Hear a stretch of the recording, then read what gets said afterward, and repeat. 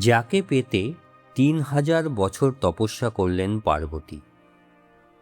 সেই তপস্যার মাঝে শিব এলেন এক জটিল বেশে। কেন শিবের এই ছদ্মবেশ? তিনি কি পরীক্ষা করতে এলেন? ভক্তি নাকি প্রেমের গভীরতা? সেটি জানতে হলে রহস্যে ভরপুর এই ভিডিওটি সম্পূর্ণ দেখতে হবে। নমস্কার বন্ধুরা, আপনাদের সকলকে অমৃত দিশারি ইউটিউব চ্যানেলে স্বাগত। হিমালয়ের নির্জন অরণ্যে কঠোর তপস্যায় লিপ্ত ছিলেন পার্বতী। তার একটাই লক্ষ্য, মহাদেবকে স্বামীরূপে লাভ করা। দিন যায়, বছর যায়, ১,০০০, ২,০০০, ৩,০০০ বছরই কেটে গেল, তবুও শিবের দেখা নেই। কিন্তু পার্বতীর অকল্পনীয় ধৈর্য, এই ধৈর্যের কাছে অবশেষে হার মানলেন মহাদেব। কিভাবে? আসুন তাহলে সেটা দেখে নিই। একদিন পার্বতীর আশ্রমে ব্রাহ্মণের ছদ্মবেশে উপস্থিত হলেন মহাদেব। জটাজুটো, হাতে কমণ্ডল, গায়ে মৃগচর্ম, একেবারে জটিল রূপে তিনি উপস্থিত হলেন। পার্বতী ও তার সখীরা তাকে যথাযোগ্য সম্মান দিয়ে বসালেন। তাদের আপ্যায়নে সন্তুষ্ট হয়ে ব্রাহ্মণবেশী মহাদেব হঠাৎ প্রশ্ন করতে শুরু করলেন, কে তুমি? কার কন্যা? এই অল্প বয়সে কেন এই কঠোর তপস্যা? সখীরা জানালেন, এ হলেন হিমালয়ের কন্যা পার্বতী। তিনি মহাদেবকে স্বামীরূপে লাভের জন্য এই তপস্যা করছেন। তারপর যা ঘটল তা শুনলে আপনি অবাক হয়ে যাবেন। ব্রাহ্মণরূপী মহাদেব শিব হেসে বললেন, শিবকে স্বামী করতে চাও? সে কেমন জানো?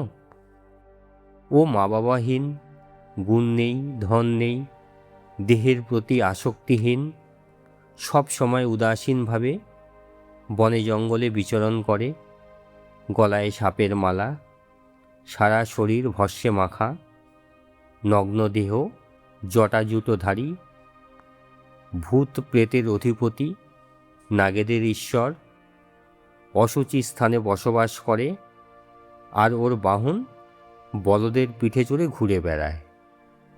আর সেই শিবকে তুমি বিবাহ করতে চাইছ? তুমি তো রাজনন্দিনী। তিনি আরও বললেন, ইন্দ্র, কুবের, চন্দ্র এদের মতো দেবতাদের ছেড়ে এই ভিক্ষুক শিবকে কেন?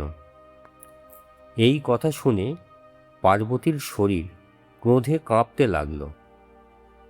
তিনি সখীদের বললেন, এই ব্রাহ্মণকে থামাও, মহাদেবের নিন্দা আমি সহ্য করতে পারব না।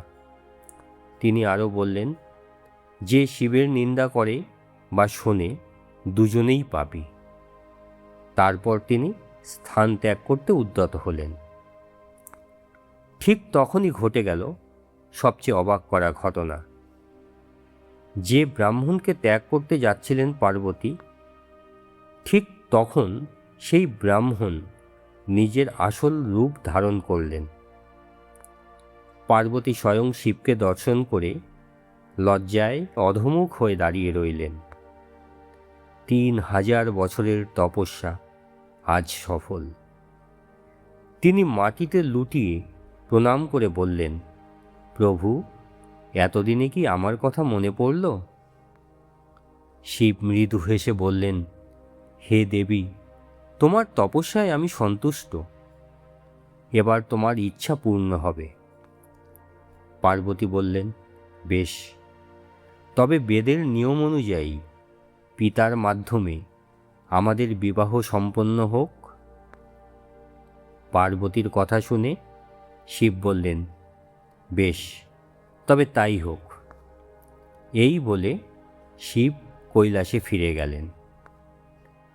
কৈলাসে ফিরে গিয়ে সপ্তঋষি ও নারদকে আহ্বান করলেন। তিনি বললেন, হিমালয়ের কন্যা পার্বতী আমার জন্য তপস্যা করেছে। আমি তার সাথে বিবাহ বন্ধনে আবদ্ধ হতে চাই। আপনারা বিবাহের ব্যবস্থা করুন। ঋষিরা আনন্দের সঙ্গে পার্বতীর পিতা হিমালয়ের কাছে গিয়ে প্রস্তাব দিলেন। হিমালয়ও আনন্দে সম্মতি দিলেন। নির্ধারিত হল শুভ দিন, বৈশাখ মাসের পঞ্চমী তিথি। শুরু হলো মহা আয়োজন। সকল দেবতা, ঋষি, গন্ধর্ব, অপ্সরা সবাই উপস্থিত হলেন এই দিব্য বিবাহে। শিব এলেন বর রূপে, গলায় সাপ, শরীরে ভস্য, মাথায় চন্দ্র। এ এক অনন্য মহিমাময় রূপ। ব্রহ্মা, বিষ্ণু, ইন্দ্র সবাই উপস্থিত শিব পার্বতীর বিবাহে। মেনকা, অপ্সরা এরা সকলে নৃত্য গীতে মেতে উঠলেন। অবশেষে বেদমতে সম্পন্ন হল শিব পার্বতীর বিবাহ। এইভাবেই সতী পুনর্জন্ম নিয়ে পার্বতী রূপে মহাদেবকে পুনরায় লাভ করলেন। আর এই কাহিনী আজও আমাদের শেখায় সত্যিকারের ভালোবাসা কখনো ব্যর্থ হয় না। যাই হোক, ভিডিওটি ভালো লাগলে অবশ্যই লাইক, শেয়ার ও সাবস্ক্রাইব করতে ভুলবেন না। আজকের মতো বিদায় নিয়ে কালিকা পুরাণের আরেকটি রহস্যময় পর্ব নিয়ে শীঘ্রই ফিরে আসছি। ভালো থাকুন, ভালো রাখুন। নমস্কার। জয় মা কালী।